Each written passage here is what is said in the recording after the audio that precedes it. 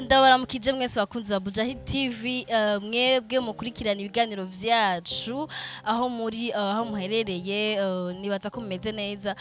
Bujahid TV uyu munsi kumwe n'aba jeune musore n'inkumi bariko barategura competition ya Gospel Talent Award. Reka tubayikaze tubaganirize ntimuje kure kugira mushobora kumenya byinshi kuri iyo competition.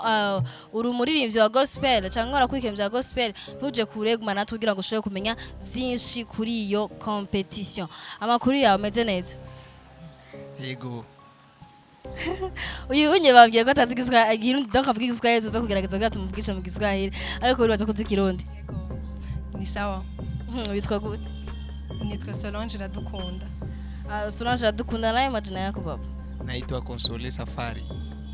Console, tu es burundais comme Burundi au? Non, je suis congolais. Ndio maana ujui Kirundi. Ni mwe mko mnategura competition ya Gospel Talent Award. Kweli kimbe cyo gira mutegure iyo competition aje gute cyangwa cyatangiye gute? Twarabiravye dusanga hari abajone benshi bafite amatala atandukanye baririmba mu masengero atandukanye kandi abo bajone bakabura abantu babasutena kugira badoge hejuru. Rero twiyumvira gutegura iyi competition ya Gospel Talent Award komsa kugira abantu bazo bashoboye kuririmba cyangwa bafite ayo matala dushobore donc kubafasha kuvaloriza amatala yabo donc kuririmba ya bakaja hejuru nyene. Mwimvira kugira ngo mufashe abajene bariko baraduga bako barimba gospel. Ariko hariho abandi baririmbyi basinzwe baraduze ariko kuri affiche tukabonye ko hariko abajene batazwi kweli kimwe kugira mucengo baririmbyi bandi bakuru babo amaze kumenyekana. Ofete bajya baririmbyi bakomeye ntitwabiyumvire ko kuko bajya deja urumva baramaze gushika baramaze kubona isho bariko bararondera ariko abo bajone batoyi babakeneye abantu babasutenda babafasha kuko barazi kuririmba mugabo bakabura abantu bashobora kubafasha kugira baduze amatala yabo. Niyo mpamvu rero twiyumvire kurondera abajone batoyi kwamsa tubafasha kugira bashobore kudevelopa ayo matala yabo. Console, mwanzo hapa ananiambia kama mumeandalia competition wa imbaji wangali wadogo, lakini nizani kama kwa sababu mumeita award, kwa nini msiwaiti wengine wenzake na wenyewe ni waimbaji na wa gospel na wenyewe wanataka award?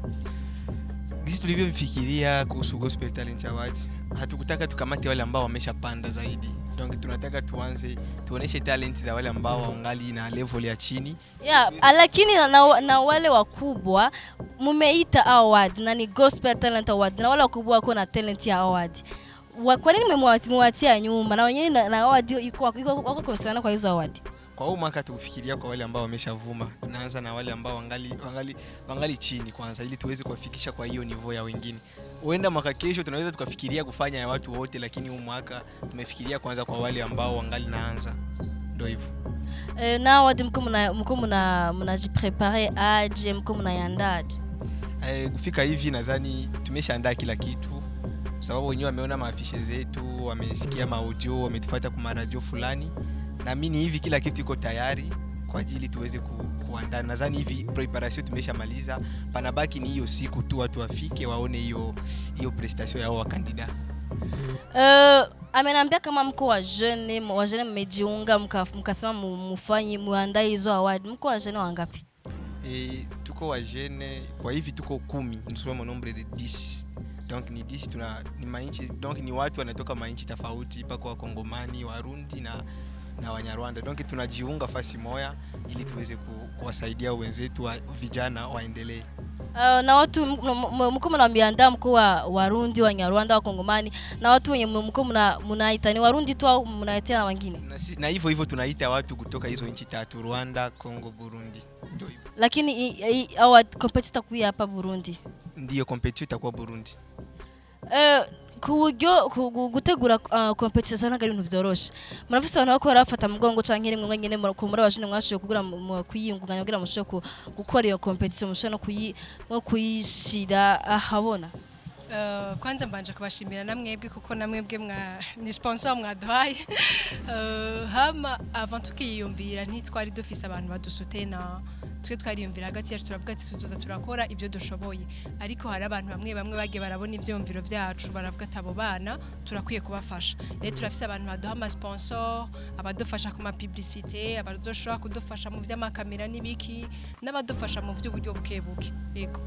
Ego hama nashaka kubaza ikibazo kuri bagi abantu kuri affiche nibo bazohabwa izo awa canke nibo bari bazokora iyo competition ofete bajya bari kuri affiche bazohiganwa comme ça batatu bambere donc hariho demi finale na finale muri demi finale bazokuramwo bamwe donc hari abajejwe les membres du jury bazokuramwo bamwe comme ça muri finale dusigarane batatu bambere comme ça tubahe agashimwe kabo mwavyumvise demi-finale izoba so dimanche le 21 kuri park ku mashuri bashoma mu kigo nkuko mwavyumvise muzoze mushigikire abaririmbyi banyu ba gospel nibaza ko ushigikiye umuririmbyi w'umurundi uri kurashigikira igihugu surtout aba gospel muko ratanga ubutumwa muzoze muraba amataro ari mu gihugu kwinjira ni 2000 francs pour VIP ni 5000 sponsor 10000 murakoze cyane kandi abashimire rero abantu bantu tuvane neza merci murakoze cyane ariko norangiza ntumirira cyane umuntu wese azoshobora kubona ibi bintu dukoze ngaha ko yo twitabira kaza kuraba yo competition kwizo biri kwiragenda merci nibaza ko baduza mwumvise ko batumiye ntimuzosiba asante nawe nashukuru sana